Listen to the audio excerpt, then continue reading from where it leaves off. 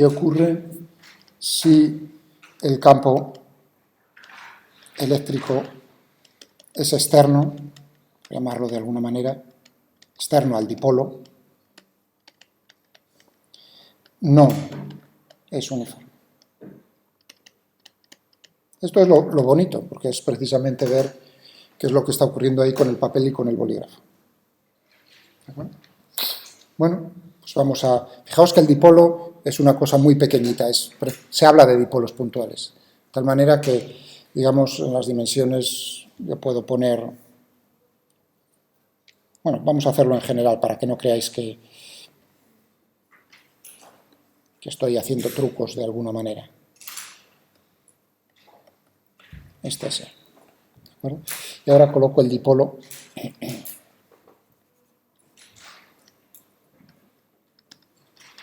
pues de esta manera. Pues ahora tendremos cuál es el comportamiento del dipolo.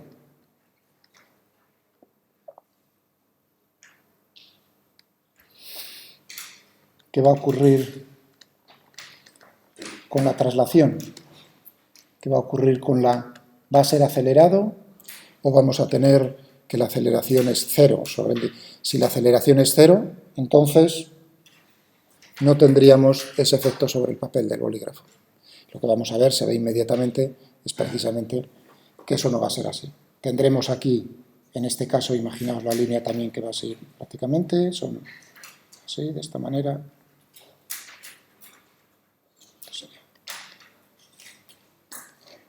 Fuerza menos, claro, ahora en más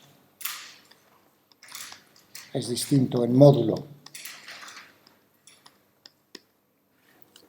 Entonces tenemos fuerza neta va a ser distinta de cero, que la aceleración va a ser distinta de cero. ¿De acuerdo? Muy bien. Bueno, y vamos a cuantificar. Bueno, el otro efecto, naturalmente, es... ¿Y la rotación? Va a haber una rotación. Bueno, tal como he dibujado así un dibujo en general, ¿no? Uno dirá, pues claro, ahí tendremos también un par de fuerzas. Ya no será un par exactamente, porque no son dos fuerzas iguales, ¿entendéis? Pero sí uno está viendo en este diagrama claramente que lo que intenta el campo eléctrico es alinearlo con las líneas del campo. Es decir, que tendremos una rotación, sí. El dipolo tiende a alinearse con el campo. Fijaos, todo esto de los dipolos, esto que estamos estudiando hoy, es muy importante. Os lo comenté el otro día con el Purcell, que no se acaba, ¿Por qué? Porque, claro, necesitaremos ver cómo es el comportamiento de los campos eléctricos dentro de la materia. Entonces, ahí veremos cómo, lo que acabo de decir en el papel, cómo estamos induciendo dipolos dentro de la materia. Precisamente, cómo los inducimos, o sea, cómo de bien se pueden inducir o cómo... Para eso hay que entender qué es lo que ocurre con un dipolo para poder entender qué es lo que ocurre con muchísimos dipolos, tanto eléctricos como magnéticos. Es decir, que entender el comportamiento de los campos electromagnéticos dentro de la materia es muy importante que hoy tengáis claras estas ideas. Vale. Bueno, podemos hacer un diagrama rota, o sea que lo voy a alinear, por simplicidad, lo ha girado y se ha puesto tangente a las líneas del campo. Es decir, que puedo ponerlo de una manera muy simple. Fijaos, es una zona del espacio muy pequeña. Y ahora diréis, ¿pero ha vuelto otra vez a un campo eléctrico uniforme? No. Ya os dije al principio, voy a volver a dibujar esas líneas de campo, pero en este caso no es uniforme. Lo estoy poniendo así para poder poner, por ejemplo, el sistema de referencia de tal manera que en esta zona del espacio está alineado, en esa zona del espacio está alineada las líneas con el eje X. ¿De acuerdo? Ya sé que a lo mejor muy alejado luego tuercen y no, pero bueno, en esa zona tan pequeña que está ocupando el dipolo, yo puedo ponerlo siempre así, ¿no? ¿Entendéis? Sí, claramente el campo eléctrico, el valor del campo eléctrico para este X va a ser diferente que para este X. Es decir, que va a depender de la posición X. ¿Entendéis? Muy bien, ya tenemos el dipolo, después de girar, puesto de esta manera. Y ahora vamos a calcular cuánto vale la fuerza neta.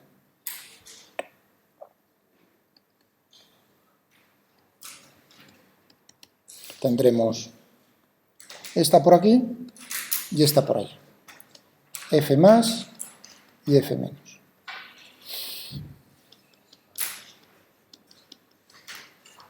Más F menos. Únicamente va a tener la... Perdón. ¿Cómo dices? Sí, la fuerza neta, la fuerza total. La fuerza sobre uno más la fuerza sobre el otro. Muy bien. Ya que este problema lo estoy pasando a un problema unidimensional a lo largo del eje X, únicamente la fuerza va a tener componente X. Vamos, esto va a ser, ¿no?, a lo largo del eje X que tengo por aquí. Es decir, que me voy a preocupar cuánto vale la componente X de la fuerza. La otra ya sé que es 0, ¿no? Vale. Entonces, ¿qué tendremos en esta? Será positiva y tendremos Q por E en la posición. ¿Dónde voy a poner el origen de coordenadas? Aquí. El dipolo se encuentra en una posición tal que el centro del dipolo es la coordenada X. ¿Dónde se encuentra la carga positiva y la carga negativa? Por supuesto, está desplazado un poco, ¿no?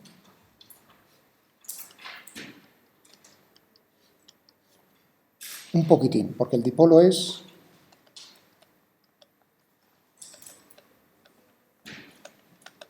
es pequeño. ¿Ahí qué significa? O sea, pequeño, puntual, casi puntual. ¿Cuál es el criterio? Precisamente de que sea pequeño el dipolo. Fijaos que toda la curvatura que vi yo en las líneas, cuando lo dibujaba así curvadas, fijaos que ahora lo he aplanado todo y las he puesto como rectas. Yo os he dicho, bueno, pues si me alejo mucho, veríamos la curvatura. ¿Entendéis? Es decir, que lo que estamos precisamente viendo es que el dipolo es pequeño frente a esos cambios en la dirección del campo. Vale, estupendo. Bien, es decir, que tendríamos aquí la carga positiva por el valor del campo en la posición de la carga más la carga negativa, que es menos Q, por el valor del campo en la posición que está ocupando menos. Esto sería la fuerza neta, es decir, que podemos sacar factor común E más menos E menos. Si ahora ese dipolo es muy pequeñito, entonces yo puedo pensar y puedo hacer un desarrollo en serie de Taylor del campo en torno a la posición X y quedarme con el término lineal, ya que este punto y este punto están muy cerca de este otro. Es decir, que lo que voy a hacer ahora es un desarrollo en serie de Taylor de en torno a la posición X. Voy a dejarlo indicado para el próximo día continuar aquí. ¿Cómo va a ser en la posición más? Voy a ponerlo aquí fuera. ¿Qué tendremos? El valor del campo en X más término lineal, la derivada de con respecto a X, evaluado naturalmente en la posición X, por, ahora estamos justo en la posición de la carga positiva, que va a ser, ahí vosotros diríais, eso es a medios. Bueno, como es muy pequeño, voy a coger, bueno, vamos a tomar a medios, simplemente. Iba a utilizar otra letra, pero voy a utilizar a medios. Eso significa que esto será por a medios, ¿no? X más a medios menos X, por lo tanto a medios. En la de menos tendremos en la posición de X más como es la derivada de con respecto a x evaluado en x, pero en este caso tendremos menos a medios.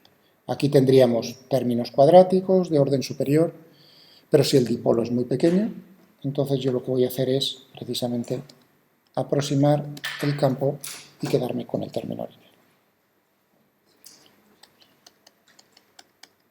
Al restar, esto es lo último que hago, al restar el e más y el e menos, ¿qué es lo que me va a quedar? Este término se va naturalmente. Fijaos, el término lineal se me va a ir, este menos cambia este signo menos, por lo tanto tendré 2 veces a medios por la derivada de con respecto a x.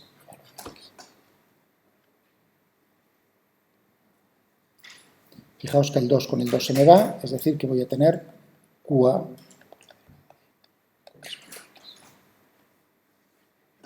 Y esto es P. Es decir, que tendremos P por la derivada de cómo está cambiando el campo a lo largo del espacio. Cómo cambia. P es el momento dipolar, eso es una constante, es decir, que yo lo puedo meter dentro de la derivada.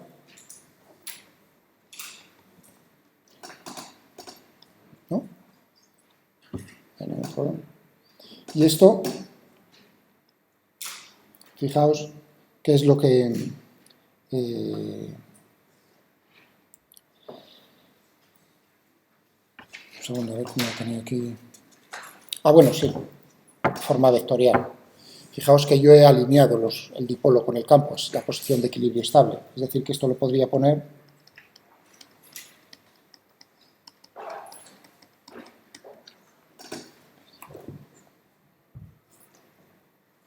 muy bien. Que esto, por cierto, era menos, por la derivada con respecto a x, de menos